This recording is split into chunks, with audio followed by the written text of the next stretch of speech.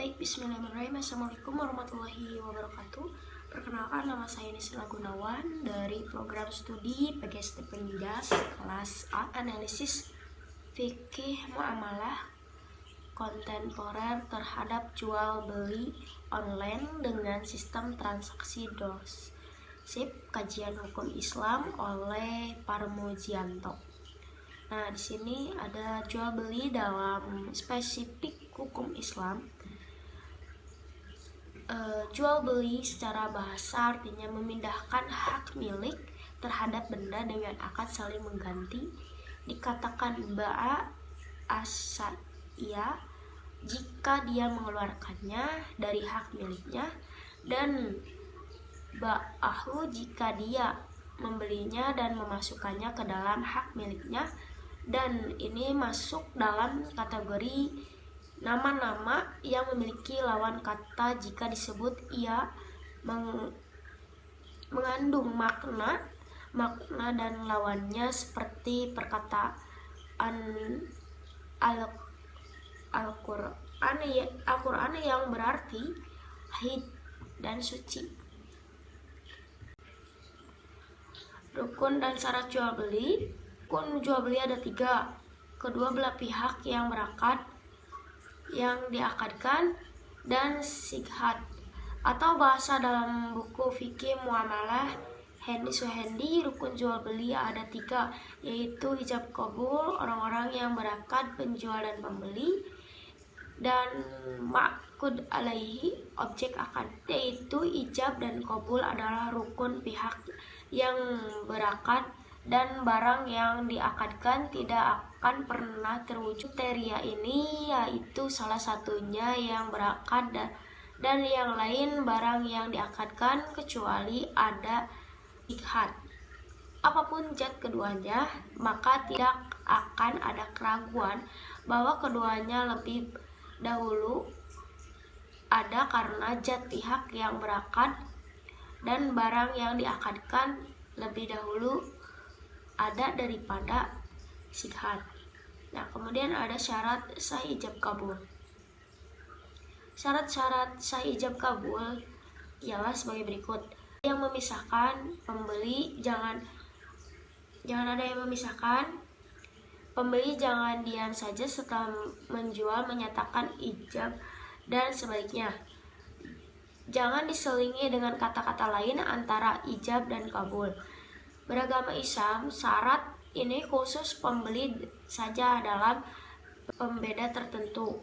Misalnya, seorang dilarang menjual hambanya yang beragama Islam kepada pembeli yang tidak beragama Islam, sebab besar kemungkinan pembeli tersebut akan merendahkan abid yang beragama Islam, sedangkan Allah melarang orang-orang mukmin memberi jalan kepada orang kafir untuk merendahkan mukmin.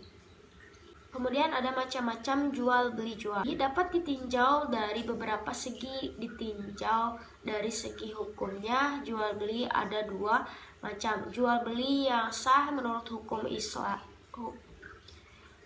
Jual beli yang sah menurut hukum dari objek jual beli, dan dari segi pelaku jual beli ditinjau dari segi benda yang dijadikan objek jual beli. Sebagai jual beli dibagi menjadi 3 bentuk, yaitu jual beli benda yang kelihatan, kemudian jual beli benda yang disebutkan sifat-sifatnya dalam janji, dan yang ketiga jual beli benda yang tidak ada.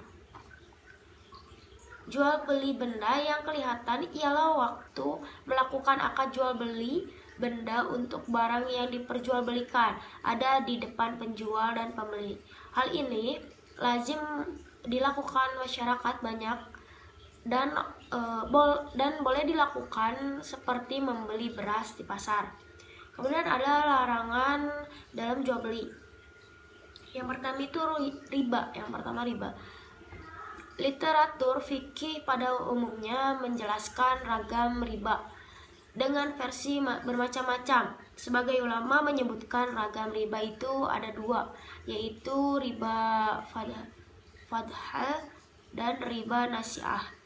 Sebagian ulama yang lain menyebutkan ragam riba itu ada 3, yaitu riba fadhal, riba nasiah, dan ribayad.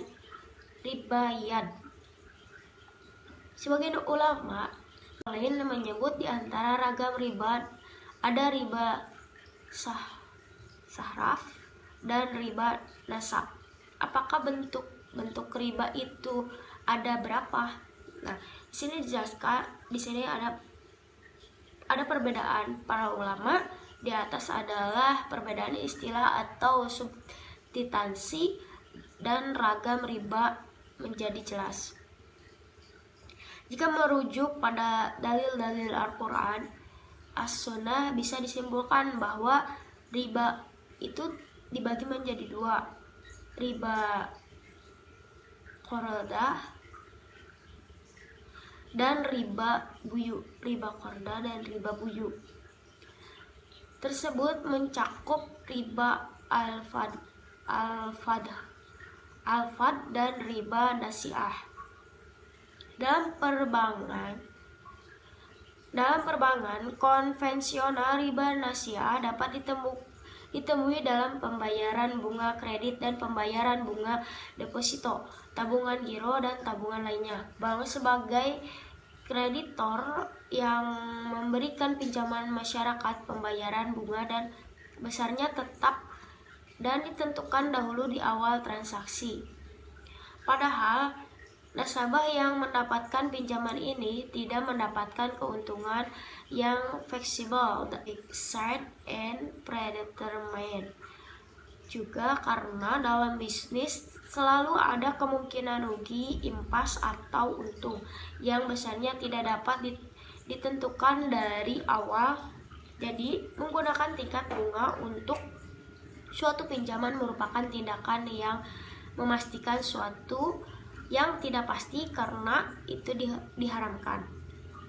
Kemudian yang kedua itu ada gharar. Menurut ahli fikih, gharar adalah sifat muamalah yang menyebabkan sebagai rukunnya tidak pasti.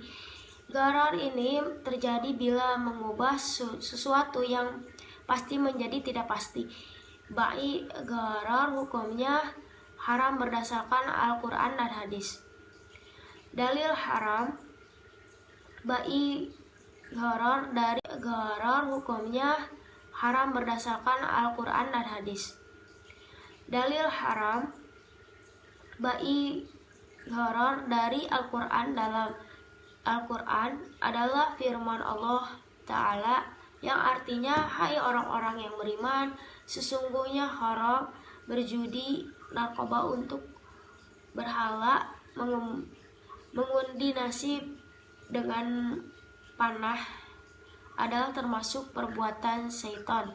Maka jauhilah perbuatan-perbuatan itu agar kamu mendapatkan keberuntungan. Sesungguhnya syaitan itu bermaksud menimbulkan permusuhan dan kebencian di antara kamu, lantaran hamar dan berjudi itu menghalangi kamu di antara prinsip dasar Islam menciptakan suasana saling menyayangi, mengasihi, dan mencintai sesama pemeluknya, sehingga mereka bagaikan saudara seketurunan dan bagaimana satu tubuh. Maka apapun hal yang dapat merusak sendi-sendi prinsip ini dilarang dalam Islam, termasuk jual beli giro. Karena dalam jual beli giro, jika satu pihak dirugikan dan satu pihak meraup keuntungan besar atas jerih orang lain, pastilah pihak yang dirugikan memendam kebencian terhadap pihak kedua. Kemudian ada pengertian dropship. Dropship adalah teknik pemasaran di mana penjual tidak menyimpan stok barang, dan di mana jika penjual mendapat order, maka penjual akan meneruskan pemesanannya ke distributor atau supplier. Nah, di sini ada kelebihan dan kekurangan dropship. Kelebihannya yaitu minimal modal untuk memulai usaha karena tidak memerlukan stok barang dan tidak repot mengurusi packing dan proses pengirimannya. Nah, kekurangannya yaitu tidak bisa mengetahui secara langsung stok produk apa saja yang ready, tidak punya kendali penuh terhadap stok, dan dropshipper tidak bisa mengetahui jenis bahan produk tersebut seperti apa, kemudian kondisi sebenarnya seperti apa, dan apakah cacat atau tidak. Adapun dropship tinjau dari kesesuaian akad jual beli.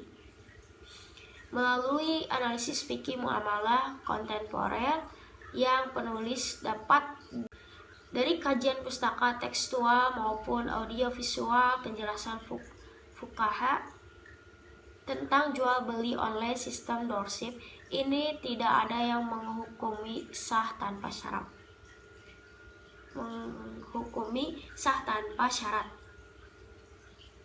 Jika ada sebagian ulama memperbolehkan dropship, mereka akan memberi solusi dengan menggunakan akad wakalah, kemudian simsarah atau salam.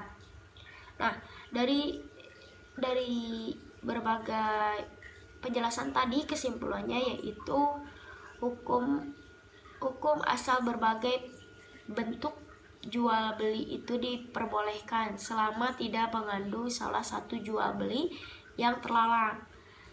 Sudah seharusnya setiap pembisnis menjadi ilmu di depan segala amalannya agar pedagang atau bisnis yang dijalankan tidak terjerumus dalam perkara haram. Setelah penulis mengkaji dari berbagai sumber di antara kitab klasik dan pembahasan dari buku fikih muamalah yang ditulis oleh ulama kontemporer, juga dari buku ilmiah yang membahas tentang problematika amaliyah, serta dari berbagai penjelasan tokoh agama yang telah diuraikan pada peneliti tentang hukum jual beli online dengan transaksi sistem dropship, maka penulis